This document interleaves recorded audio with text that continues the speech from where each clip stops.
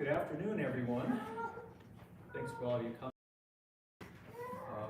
We're here today to remember the life of Bruce Arnold. To some of us, he was dad. To some of us, he was granddad. To some of us, he was Bruce. But regardless, he was a fixture in the life of each of us. And losing him's left sort of a hole, which we just can't refill. But with support of each other, we can adjust, move forward, remembering Dad for the ways he enriched our lives. We hope that during the service, everyone is able to on your own relationship with Dad, and later there'll be an opportunity to share your own thoughts if you wish. Following the service, we hope you'll join us for some refreshments that we have planned here, and we've reserved this hall for as long as we might wish to stay around and socialize. Once again, thank you very much for joining us.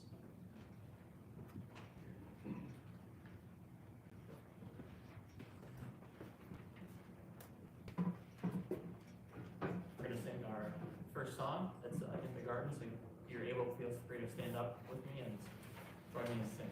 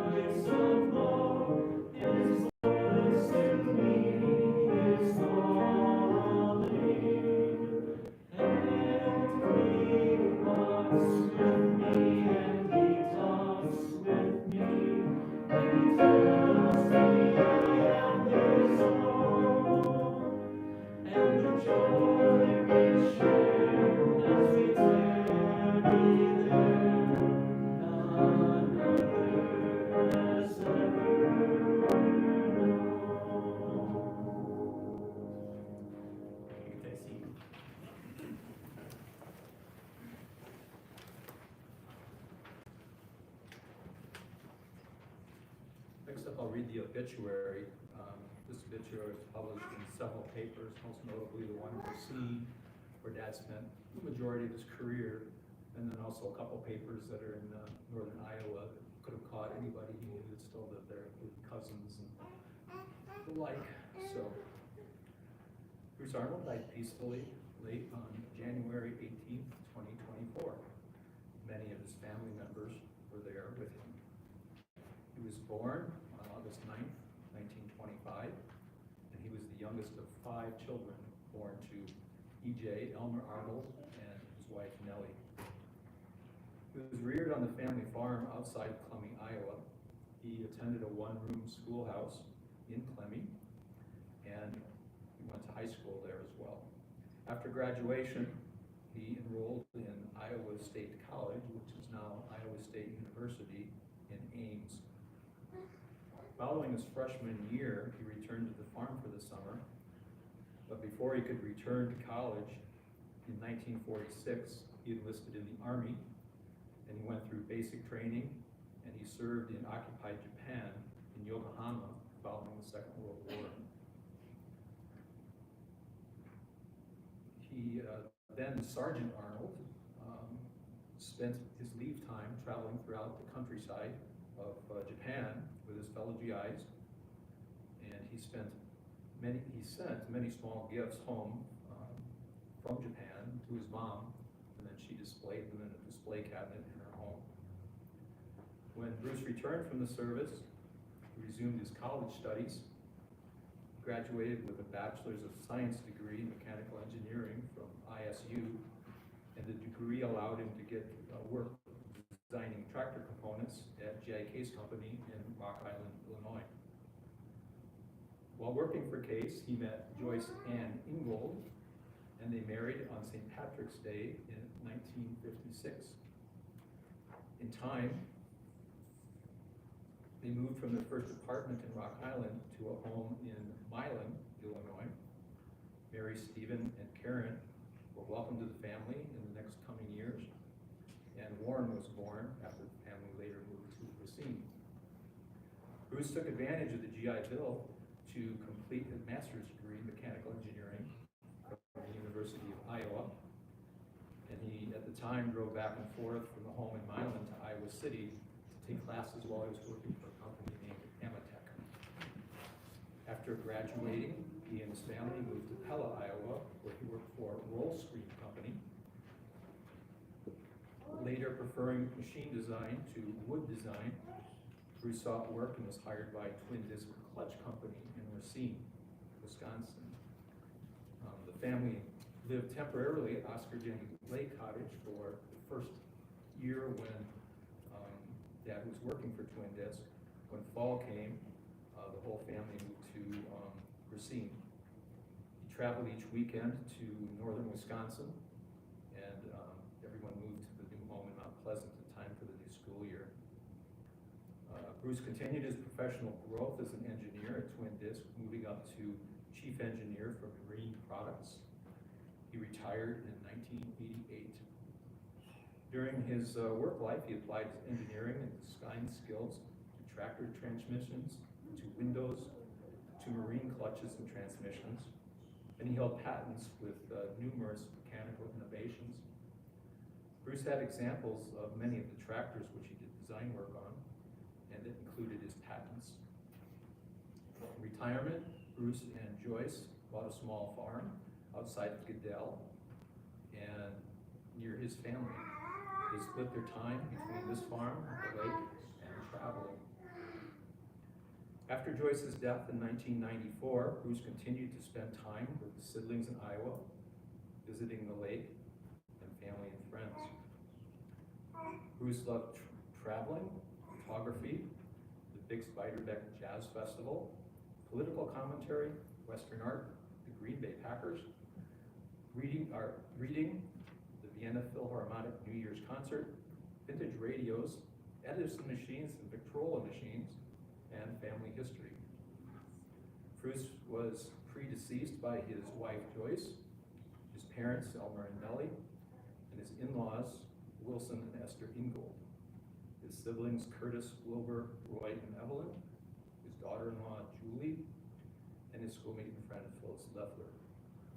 He's survived by his children, their spouses, Mary, Stephen, Karen, Dean, Warren and Jennifer, and grandchildren, Matthew and Anna, Megan and Adam, Rudy and Emily, Toby and Morgan, Jonah and Aislinn, Timothy, Kian, Mallory, and even great-grandchildren, Jackson, Ezra, Nehemiah, Craven, Selah, and Barry. That's the obituary.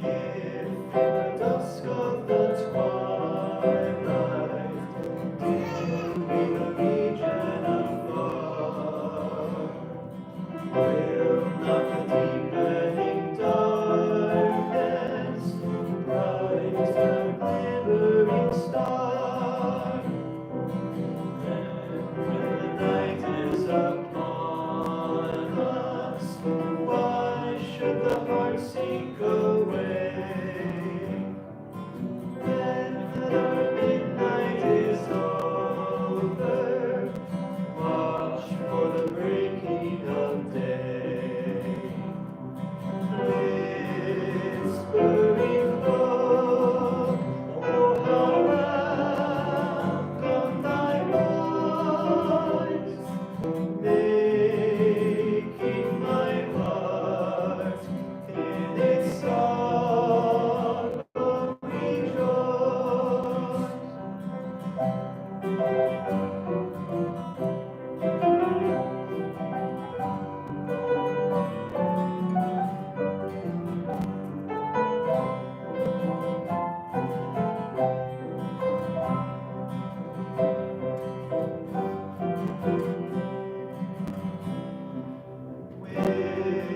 Whispering low, oh how welcome thy voice, making my heart in its sorrow rejoice, making my heart in its sorrow rejoice.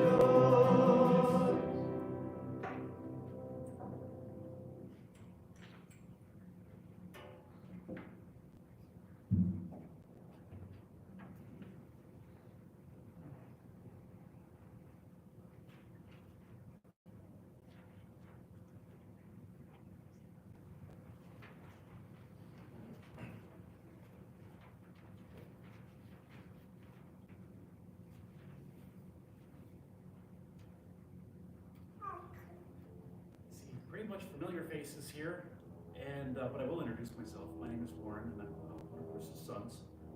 And I want to thank everybody for coming and just supporting each other and remembering my dad's life. And the people that might be viewing online, I want to say thank you for taking time out to remember my dad. He was a very special person. I didn't have this written down, but I did want to say that song that Dean and Rudy and Jonah did. They did a beautiful job, and thank you so much. Whispering Hope is a song that I heard from my dad many times, that he would hear this on the Diamond Disc Edison machine. And he would sit in front of that machine and listen to that very hymn. I actually have that machine and that record at home, and I can listen to it and pretend I'm dad, I guess. But it was a special hymn that really connected with him. And I heard it many, many times. I've heard that story of him in the, was it Aunt Neil's house, in whatever little den they had the wind-up phonograph in. And he would sit and listen to that record over and over again. So thank you very much. That I'm sure that Dad's smiling down on that piece of music. It's just beautiful. What I did write down is just some memories and some thoughts about my dad. So I can start off with a story that I heard from one of Dad's contemporaries at Twin Disc. Bill Eichelberg is the father of my best friend Dave. Bill worked in the sales department at Twin Disc at the same time that Dad was in the engineering department. And one of Dad's responsibilities was to brief the salesmen on new products as they came out, so that they could give accurate information to buyers and hopefully, sell the company's products. Dad always had a reputation for being pretty hard-nosed and serious. And while he was giving briefing on a new marine transmission product, he was clearly very excited about this new product that he had helped to develop. Bill says that Dad was uncharacteristically giddy as he explained the benefits of this particular machine, and right in the middle of the explanation, Dad was overcome with enthusiasm, and he blurted out, "We're so lucky to be able to go sell this thing." And I heard this story from Bill more than once, a couple times. Added, "I always enjoyed the image of my stern, regimented father, giddy about a project." And I don't want to overstate the stern part. My dad loved his family. Dad married my mom, Joyce Ingold Arnold, on March 17th of 1956. And he loved Mom from the day they met until she passed away, and then beyond even then. Dad loved to tell stories and show pictures of the trips he and Mom would take. He told us many times about the picnic dinners they would take in the Forest Preserve in Milan, Illinois, and they would grill a steak for dinner in Sheridan Park and enjoy the night air. And I remember growing up, Mom and Dad would set aside Saturday night as their date night. And they would go down into the TV room in the basement, and there was a fireplace in that TV room, and they would grill a steak over that fire and relive those memories of being out in the night air at the Forest Preserve. Dad and Mom created a home for us kids to grow up in where affection was present and it was encouraged. All the love and support Dad and Mom doted on one another left a powerful impression on me. My dad loved family, and he was proud of his family history. He put a lot of energy into gathering up items of family historical significance and items of nostalgia from his childhood. There are Victrolas and radios and clocks and farm implements and tools, barn boards painted by our great-grandfather, many different kinds of toys, hundreds of knickknacks that Dad gathered and restored and put on display. If he couldn't find the exact item that he wanted to display, he would go seek it out, the closest similar item that he could find at an auction or a farm sale. And I think all these things made him feel closer to his family in the past and to ancestors he's heard stories about, and even to his own childhood. If he wasn't restoring something, he was building or fixing something. I don't even remember him ever calling a mechanic or the furnace repair guy, or a plumber, or a painter, TV repairman, or any other handyman. I remember watching him poking around inside the back of a TV set at the cabin on Jenny Lake. And he taught me that you have to discharge the capacitor to the frame of the TV or you could get a dangerous shock. I have not once found a use for that particular piece of information, but I do keep that in there just in case. I also remember crawling into the crawl space in Racine to fix the furnace, and he showed me how to replace the thermocouple and relight the pilot light. That I have used. Probably never will again, though, since furnaces don't have pilot lights anymore. And Dad wasn't some Homer Simpson character trying to fix things but only making them worse. He knew what he was doing, and he genuinely could fix anything. I was well into adulthood before I realized I didn't have to fix every stupid thing that broke. There's a guy to do it. The cabin on Jenny Lake was a place we all loved and where Dad could exercise his creativity in building things and fixing things. And the first thing was the cabin itself. Dad and Steve fitted out the shell of the cabin with bedrooms, oil heat, and indoor plumbing, and then later outdoor plumbing. He built us an outhouse that had power and running water, because that's how we roll. I think it does, yes. I think it was Steve that dug the hole. So he was able to delegate. They added a basement, so this whole cabin was lifted up and they added a basement to it. The old Ford tractor that helped Dad build roads through the woods. The old Ford tractor helped Dad build roads through the woods. And I remember digging boulders out of the ground to make the road that leads to the lot on the first point at Jenny Lake. I'm not sure why we did that, but there we were. It also needed many implements to be its most useful, and Dad restored 2 buckets for the tractor, and he built a back blade, he built a log carrier, and he built a boom lift, and he built a log splitter, and several other tools that made a giant Swiss Army knife out of that old Ford tractor. When I was growing up watching Dad working on the tractor, it looked like serious business, and it was to a certain extent, but it also served as a big sandbox toy that allowed my dad to exercise his creativity in building and maintaining all those tools. My dad loved to travel. He was especially proud of his service in the Army, where he was able to travel in Japan. He took many pictures and sent many souvenirs home. Steve actually went over that in the obituary. In the States, he loved exploring the national parks out west. He loved to see the parks in different seasons, and especially loved Glacier Park and Waterton Park.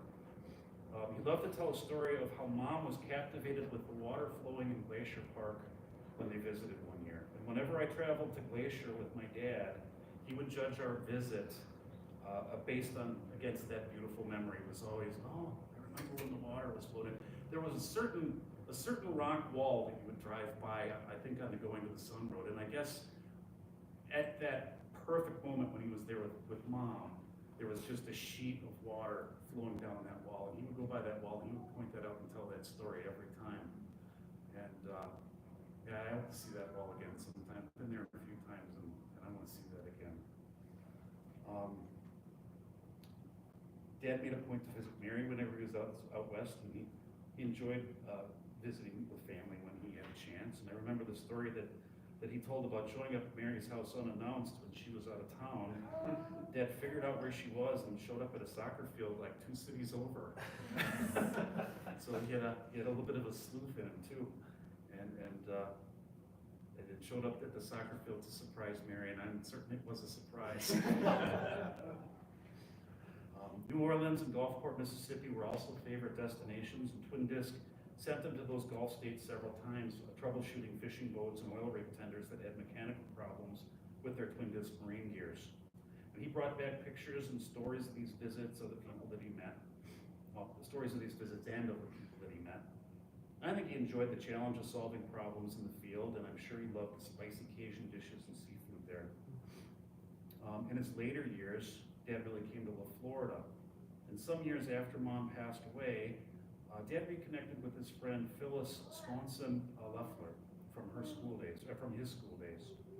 He and Phyllis enjoyed a lovely romantic relationship late in life, and Dad still spent summers in Goodell, Iowa, and at Jenny Lake. But he spent his winters down in Florida and just enjoyed his time in the warm weather and having somebody that he could love and dote on. He always did have a romantic heart, and Phyllis was just a wonderful companion for him to share that late part of his life with. Even very late in life, Dad longed to go back to Florida and be in the warm weather and perhaps relive some memories of his time with Phyllis. Sadly, Dad arrived at a point in his life where managing his own health became too complex for him to handle alone. He moved back to Jenny Lake, where he was very fortunate to have Steve ready and willing to help him. Steve managed Dad's medications and doctor visits and set up physical therapy appointments, did shopping, cleaning, and cooking. And I hope Dad realized how much of the independence he enjoyed late in his life was made possible by such good care from Steve. He did make full use of that independence because one of his favorite activities was getting on his little John Deere lawnmower and driving out into the middle of the woods all by himself. In his last year, Dad moved to assisted living here in Delano, and Karen took up the responsibility of organizing medical care for Dad. Mary and I filled in where we could. I'm proud of my siblings and my family in general for always coming together to keep Dad healthy and as safe as possible. We are all very different people, but we overlook our differences and work together towards a common goal. It wasn't all rainbows and sunshine with Dad. He had a fixed view of the world, and for the most part, he didn't consider other points of view to have value. Unfortunately, he and I saw the world differently, and we had a lot of arguments. And he could be pretty mean. Still, he was a great dad. He always saw to it that us kids had what we needed. He provided a great home for us to grow in, both in Racine and up at Jenny Lake. All the lessons about building and repairing things have helped all of us. And the stubbornness, even the temper that he passed down to me has actually been very useful sometimes, but I spent a lot of money on therapy to keep it under control. Most of all, he gave us the best possible example of how to be a good husband and show love within a family. His example of love and affection has stuck with me, and I believe it has impacted all of us kids. I know that anything I do right as a husband, whatever love and support I give to Jennifer, and whatever love and compassion and support I give to my kids, I learned that from my dad. So thank you all for being here to celebrate his life. And now is a good time for anybody who might care to share any memories or any feelings. Please don't hesitate to share. And I'm going to step down and make room for you. Thanks, Mark.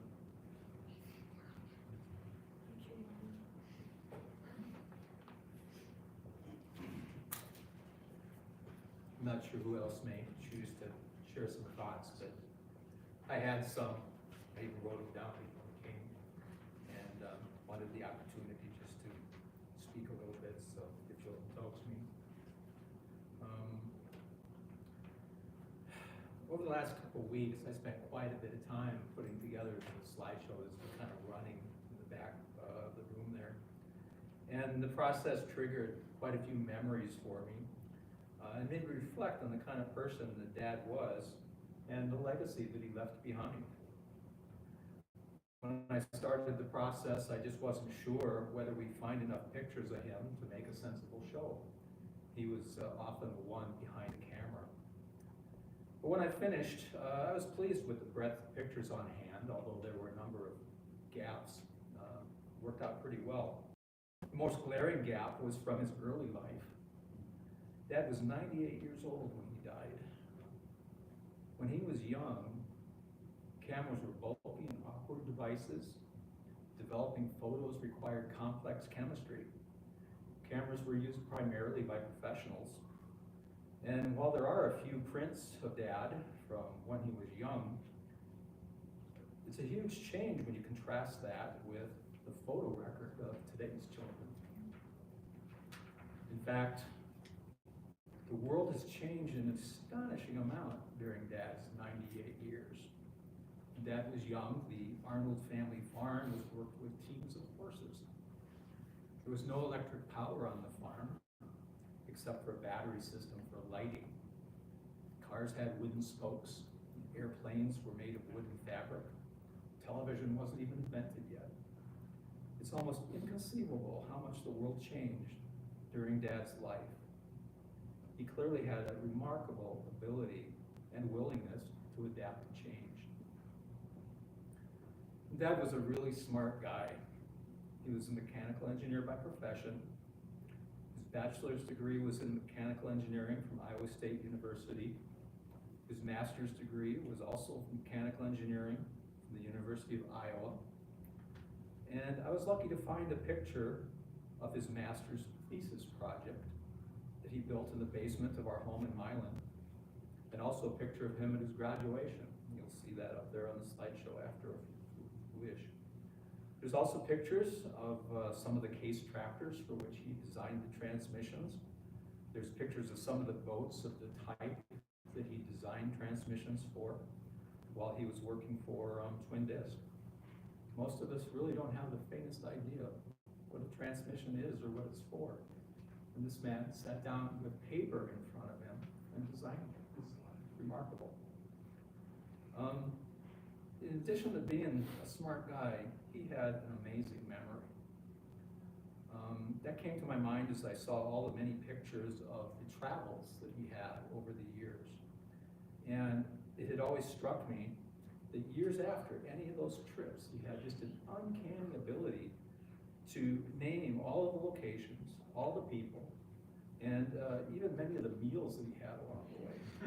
Amazing memory. Warren touched on the fact that he had an incredible work ethic. In many of the pictures, you'll see Dad working on a car, plowing snow, traveling for business. His recreation time was often occupied by work on various projects, such as building implements for his tractor, refinishing furniture, or upgrading the Jenny Lake house. He did, as has already been commented on, have a number of other interests though, which included listening to music. In a picture of his first apartment that we have, that he had with Mom, you'll see a hi-fi that he built from a kit and continued to use for decades after. He also collected phonographs and farming memorabilia, as Warren mentioned. And you can see photographs of all of this from his TV room at the farm. Other photos show him enjoying antique farm equipment, antique tractor shows, and he enjoyed being in the outdoors. You'll see numerous pictures of photos taken during his walks in Wisconsin, in the woods. Dad was committed to his friendships. He didn't have a large circle of friends, close friends anyway, but the ones that he had were enduring. His graduating class from Columbia High School had only about 15 people in it, but he remained in contact with several of them until very recently, when unfortunately the last of them happened to pass away. Other long-standing friends who show up in the pictures include the Scott family, who were our neighbors in Milan in the late 1950s, and the Seavercrop family, whose close friendship began during Dad's time in Twin Disc in the 1960s. By far, the photos reveal that his greatest interest was his family, ancestors and siblings, offspring, preferably all together. The majority of the pictures, perhaps not surprisingly, are various family gatherings. Pictures show numerous family trips over the years, which he took with his parents and his siblings and his children. I think perhaps the trips he enjoyed the most were the ones that targeted Clayton County, Iowa, where the Arnold family first settled in the 1850s. I found pictures of at least 4 such trips over a 60-year period. These included exploring ancestral locations with parents, siblings, wife, children, grandchildren, perhaps the ultimate family immersion. So it's clear Dad was smart and had a strong work ethic, ability to adapt, and commitment to his friends and family. He had additional strengths and interests as well. He also had some rough edges. So what will his legacy be? My conclusion is that his legacy is us. We've each been formed in part by our time with Dad. We'll carry that influence forward, each in our own way and to different extents. For myself, I plan to savor my memories of Dad's strengths and try to learn from the other. I'll go through the rest of my life happy and proud. He was my dad. So, thanks for indulging me. Anybody else like to speak? You don't have to have prepared anything. I can be a segue because I didn't prepare anything.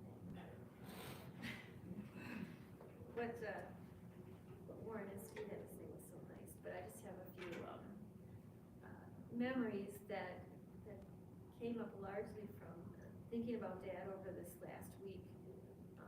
This last year has been very intense working with Dad and helping Dad, and it wasn't necessarily the best experience with Dad, but when you put that aside and think about growing up with Dad and things that we did, especially when we were kids up at the lake, what a wonderful thing he gave us. To be able to have our summers totally free up at the lake.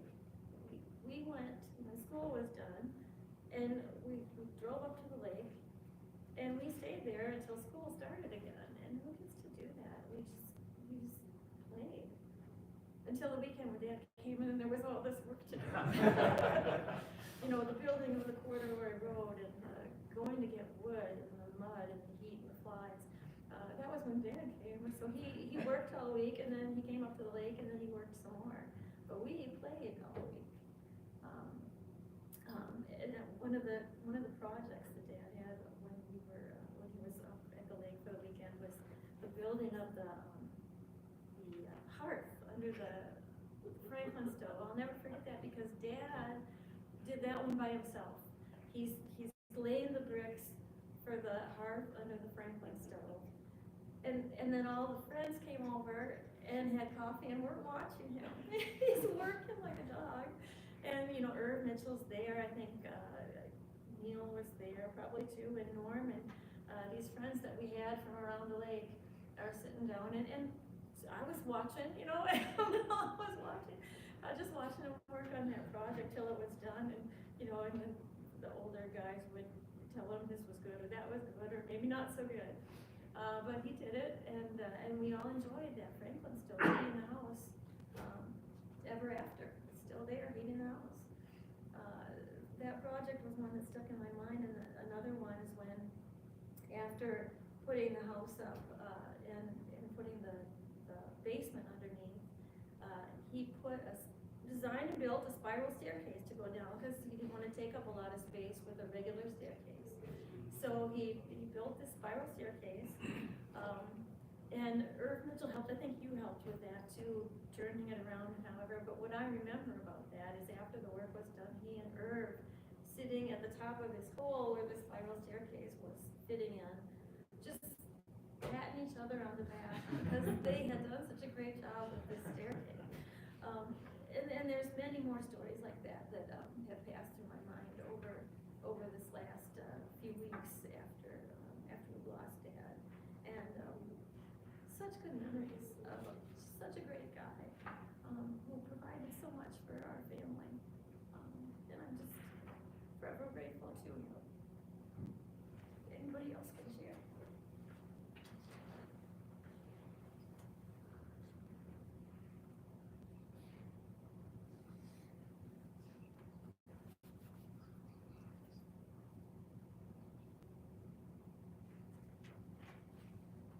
I'll share something about it. Grab my phone.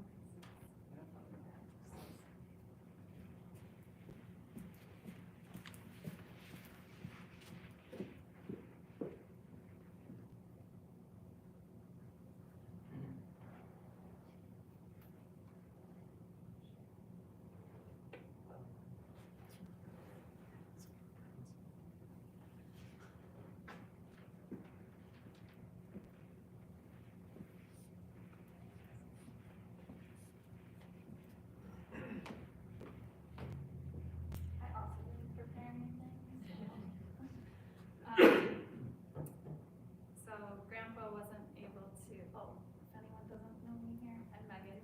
I'm this wonderful man's daughter, so granddaughter of Bruce. And so Grandpa wasn't able to make it to our wedding, which was 7 years ago now. He was living down in Ocala, Florida at the time. So most people, when they get married, after, they like leave and cleave, like don't see any family. But Adam and I, we went to Florida and we saw Grandpa.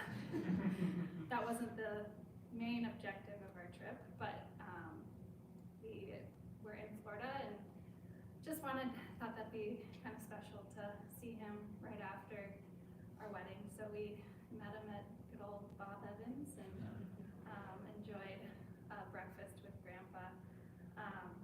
And he shared I asked him what his advice was while we were having breakfast with him. And I made sure to write it down in my notes and email it to myself so I would never lose it. It's so simple, but he wasn't a man of many words, but I feel like the words he said, they meant a lot. So when I asked him for wedding advice, he said, always be listening, adore your wife constantly. There's so much to be adoring. And I never really got to know Grandma Arnold at all, but I feel like I could know a lot about her just by the way that Grandpa talked about her and loved her so well. I never heard a bad word ever about Grandma. He just adored her and just loved how when he would say anything about her, he always used some kind of adjective like precious or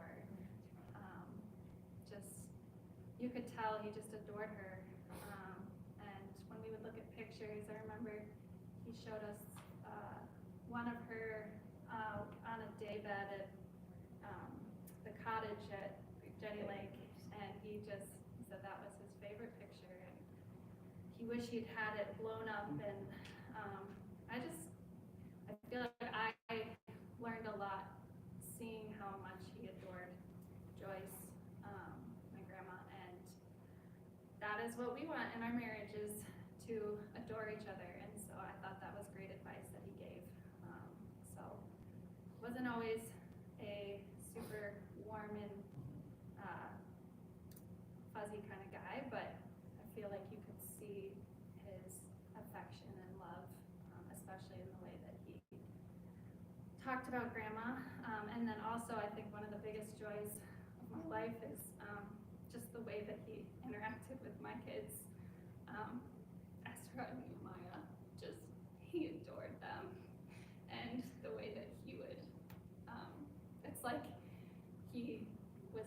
back, you know, years were just shaved off his life when he was in the presence of one of his great grandkids, and that includes Craven and Selah and Verity too.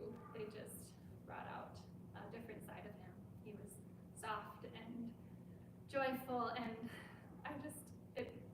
I'm so thankful that my boys got a chance to spend time with him. Even Neo, who can barely talk, we were just looking at pictures this morning, and he just kept playing Chi-Chi, Chi-Chi, Chi-Chi, Chi-Chi, and that just warms my heart. So one of my favorite last memories with Grandpa was when we had a little birthday party for him on his 98th birthday, and I had just called him to be like, hey Grandpa, you know, happy birthday, we got any plans?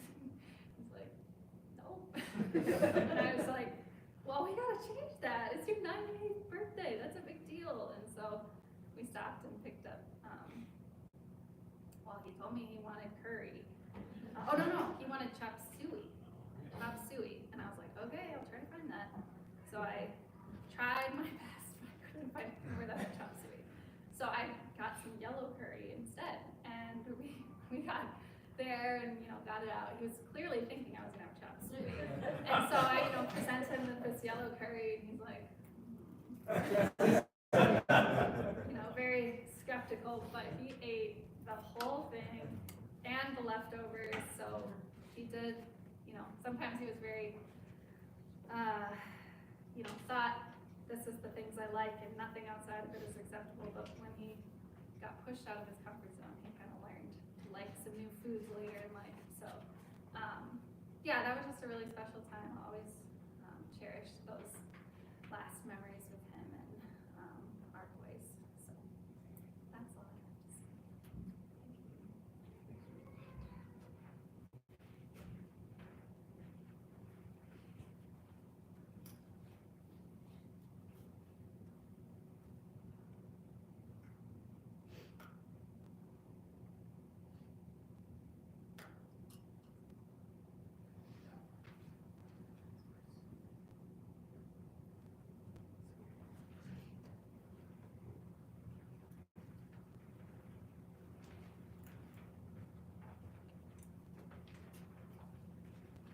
Got one more song to sing, so if you want to stand with me and sing Little Brown Church.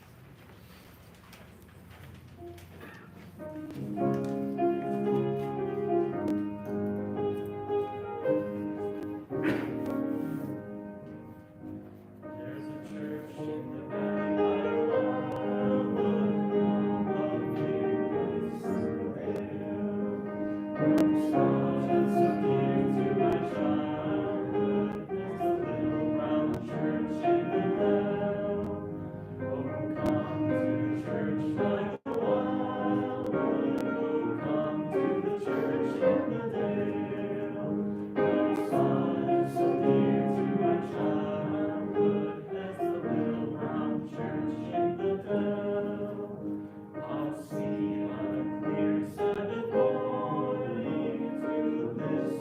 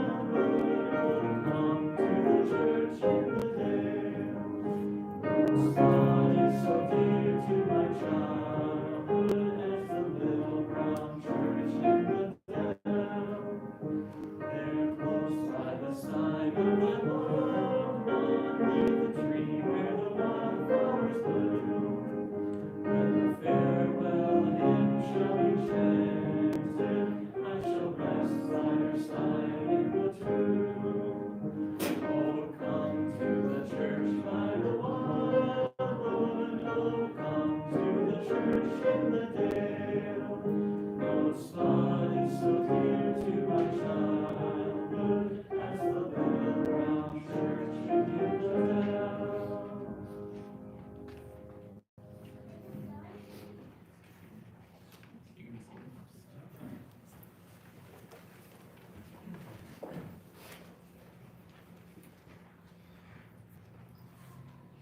So we're coming to the end of our remembrance of Dad. Couple items that I was told to discuss. Afterwards, we'll have coffee and kringle, which was a big part of our growing up, especially at Jenny Lake. So we want to share that with you afterwards. And also, family, if at all possible, we want to do kind of a clan picture. And so if anybody needs to leave early, please let us know so that we can get that picture in before anybody has to go. So you could talk to me about it if you have to go early, and we'll make sure that picture can happen. So I just wanted to say that I trust that Dad is in heaven today. He certainly knew he was a sinner, as we all are. And I know many people over the course of his life, especially toward the end of his life, shared the gospel with him. How God made a way for forgiveness of our sins through the death on the cross of his Son, Jesus Christ, who lived that perfect life that we couldn't live.